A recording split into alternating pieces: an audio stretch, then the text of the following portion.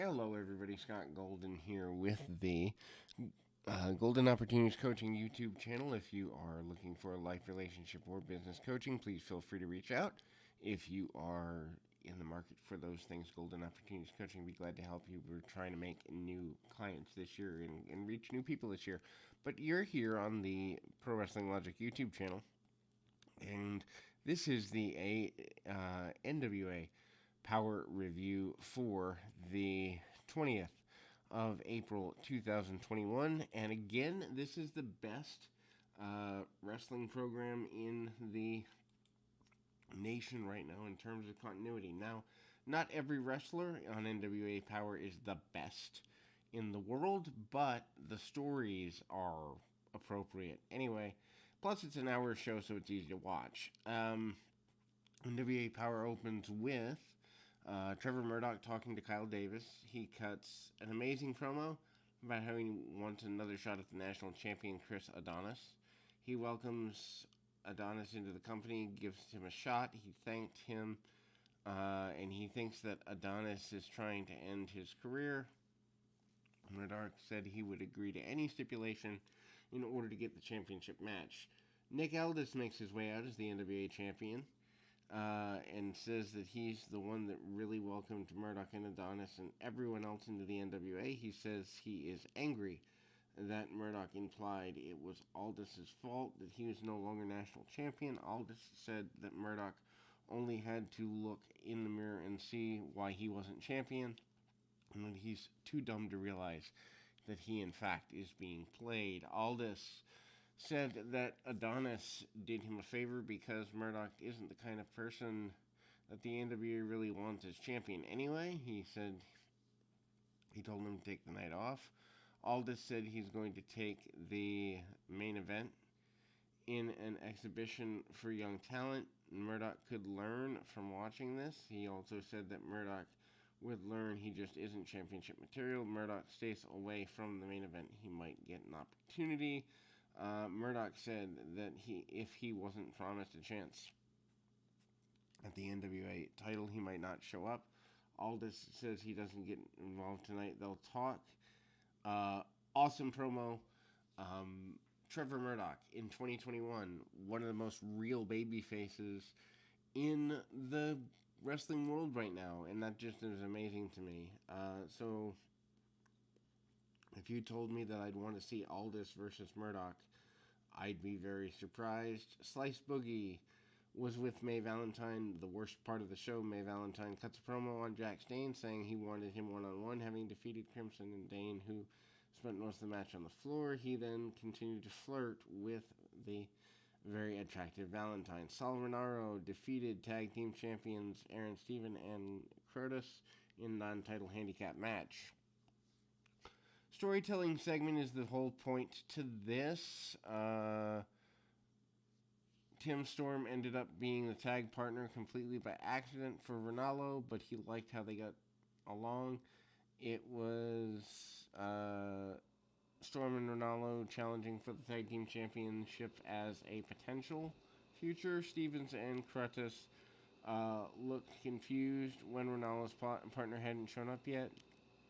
Ranallo saying that a former NWA world champion was on his way. Stevens starts the match, keeping Ranallo grounded. Ranallo wasn't one to be out-wrestled, but soon facing off against Curtis, and looked like he was going to either eat him or murder him or both. Curtis beats Ranallo for a few minutes, and then Danny Deals makes his way down to ringside, apparently in the partnership role. Curtis beat Deals, which made Tim Storm more and more upset on commentary. Curtis then takes Ranallo to the corner, and the referee tries to pull him off. Storm's seen enough and climbs on the apron. He gets on Stevens to pull him off. Stevens pulled Curtis off, and they started arguing, playing back the last few weeks. Krotos tries to hit Stevens. Stevens ducks or tries to hit Ranallo, but Stevens ducks and Storm blocks the punch and throws him one of his own. Ronaldo rolls up Curtis for the pinfall. And then we go to Austin Idol Titus and TV champion Pope. They're on the podium. Titus did a lot of talking here. Cuts an okay promo.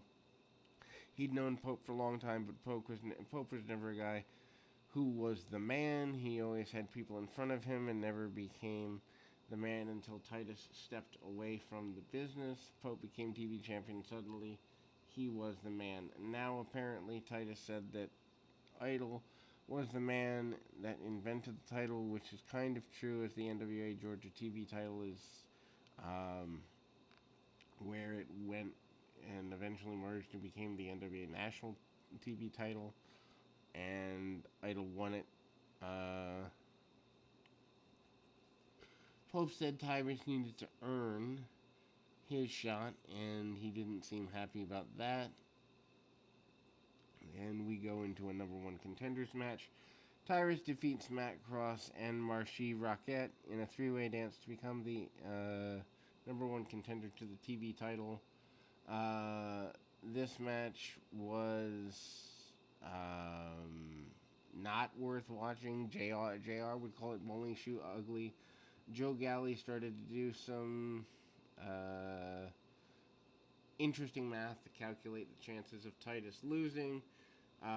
Tyrus does some awful looking offense on his way to overpowering both opponents. Cross tries hard to move Titus and sells like $1 million for him. And then there's a drop kick from Rocket. Two guys in the ring. Rocket catches Cross and Cross body, which was nice to look at. Cross then hits a shooting star press on Rocket. Tyrus re-enters the ring with an elbow, shoved Cross off, and pins Rocket to earn the title shot. Not a good match by any stretch of the imagination.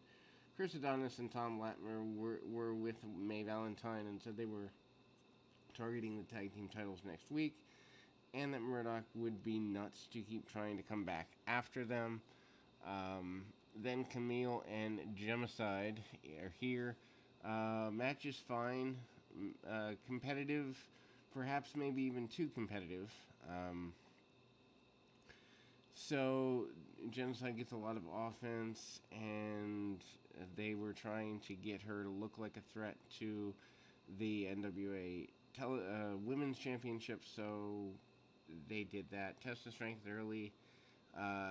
Ends even, which I don't think does wonders for Camille. Genocide slams Camille, and Camille slams her. Kind of, again, back to even Stevens kind of match move trading.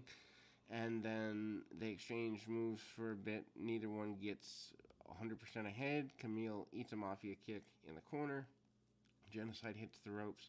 Camille hits a spinning heel kick. Genocide is able to keep pace. Camille for the most part of the match, including a kick out of the spear, but second one finished it for Camille.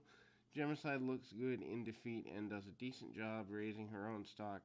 It wasn't a great match by any stretch, but they could probably do something with Genocide if they booked it properly.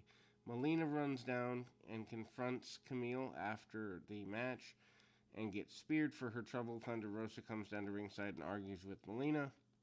And then the promised NWA World Championship exhibition non-title match is declared a no contest. Murdoch, Latimer, and Adonis spill into ringside, brawling all over the place. Numbers clearly too much for Murdoch. And Adonis and Latimer throw him into the ring.